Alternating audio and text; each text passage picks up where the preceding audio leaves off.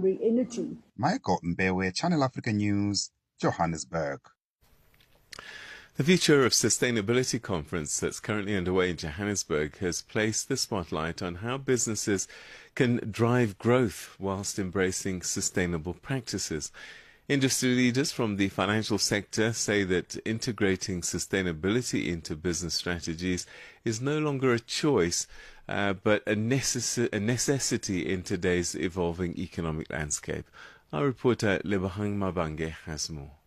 Discussions at the Future of Sustainability conference in Johannesburg on Tuesday, the 24th of March, focused on how businesses can unlock growth while navigating sustainability challenges. Experts from across the financial sector highlighted the urgent need for practical, scalable solutions to help businesses respond to rising costs, climate risks, and shifting consumer expectations. Kival Singh, Sustainability and ESG Solutions Head at FNB, says many businesses are under pressure to adapt while still trying to grow. We've seen firsthand how the landscape is changing.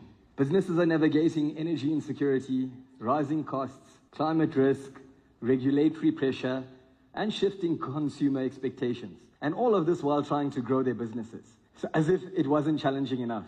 So I think that's why we're here today. We want to try and simplify that sustainability journey for you. Corporates and companies often ask, what is the starting point? So the truth is, there's a lot of starting points. We need to partner with you and help you figure those out. Whether it's energy, water, transport, buildings, or emissions. A key issue raised during the session was the challenge many businesses, particularly small and medium enterprises, face when it comes to sustainability reporting and accessing relevant data. Kenny Kirkby from RMB's investment banking division says this limits their ability to unlock funding and support. And a lot of these clients are grappling with this question of how do they support those businesses. And I think one of the biggest challenges that we see those businesses grappling with is actually reporting and data. And that feeds into actually the ability or limits the ability for us to actually provide tailored solutions, identify opportunities that need to be funded, and also incentivize the right type of behavior. So I think those SME businesses within the supply chains, within the private markets, a lot of them are struggling to navigate which standards to apply, what data to collect that matters most for them. Despite these challenges, speakers noted that the sustainable finance sector continues to grow globally, with South Africa emerging as a key player on the continent. Linda Cele, product head for key accounts and partnerships at WesBank, says the country is making steady progress. There's a lot of work happening if we look at the international markets and you look at the sustainable finance market itself. That has grown exceptionally well abroad. I think from 2015, it was in the hundreds of billions and now it's in the trillions. Africa's share of that is quite small, but South Africa stands out as a market that is really making progress towards sustainable finance.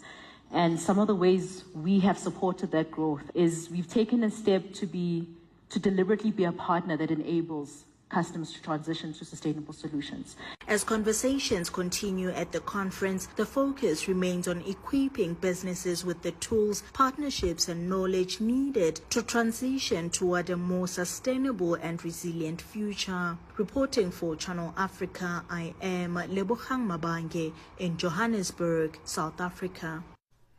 It's 8:30 Central African Time. Let's catch up with what's happening with the news headlines. Here's Onelin Zinzi.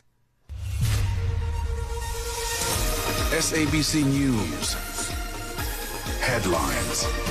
The African perspective. Thank you, Sanda. Zimbabwe has reported that 15 of its citizens have been killed fighting for Russia in Ukraine. This is the latest African country to report